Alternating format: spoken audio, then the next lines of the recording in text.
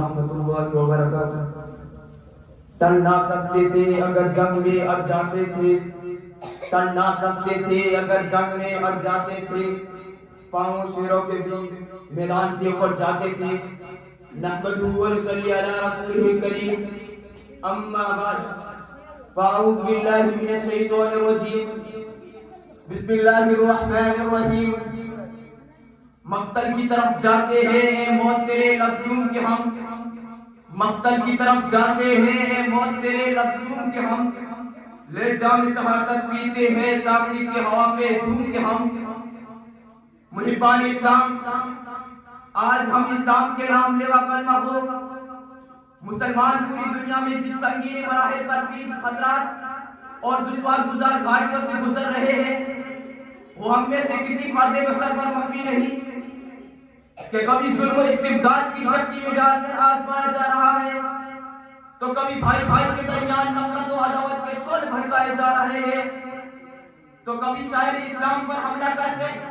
ہماری حمیت کو للکارا جا رہا ہے۔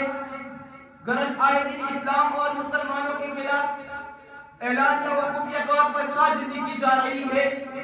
یہ شیطان کے ایجنٹ پیروان اسلام کو ہمیشہ ستانے کے چکر میں لگے رہتے ہیں، کیونکہ انہیں یہ معلوم ہے کہ مسلمانوں کے اندر جب تک کوئی جذبات باقی رہیں گے انہیں کوئی نہیں مٹا سکتا، کیونکہ اسلام کی فطرت میں قدرت نے لچک دی، اسلام کی فطرت میں قدرت نے لچک دی۔ تم جتنا دباؤ گے وہ اتنا ہی ابھرے گا۔ وہ مسلمان جو ہمیشہ عدل انصاف کا فکر رہا، دہشت گردی اور فرقہ پرستی کے خلاف ہمیشہ جد و جہد کرتا رہا، آج انہیں پر فرقہ پرستی اور دہشت گردی کا الزام لگا کر انہیں جیل کی سڑکوں کے پیچھے ڈھکیل دیا جاتا ہے، انہیں جیل کی سڑکوں کے پیچھے ڈھکیل دیا جاتا ہے۔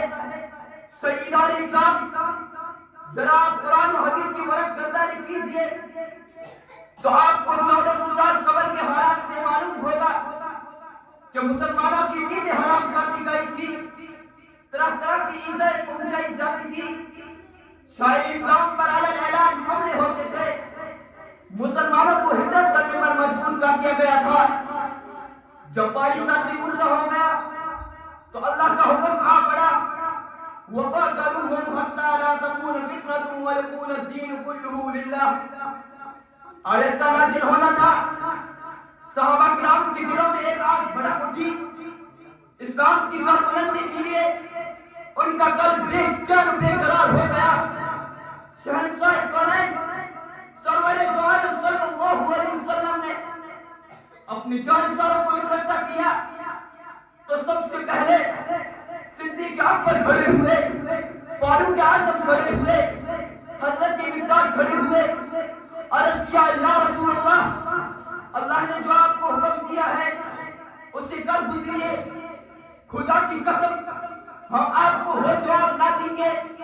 جو قوم بنی اسرائیل نے حضرت موسیٰ علیہ السلام کو دیا تھا۔ فوراً حضرت صاحب نے عرض کیا یا رسول اللہ،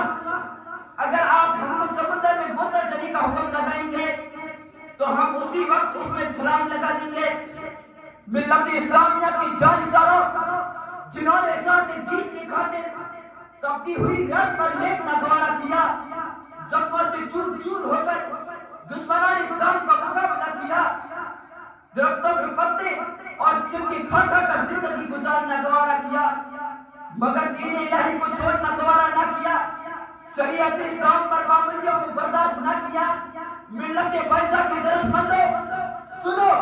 یہی وہ شاعر اسلام ہے جن کی خاطر بلال حبشی کو تپتی ہوئی ریت پر لٹایا گیا،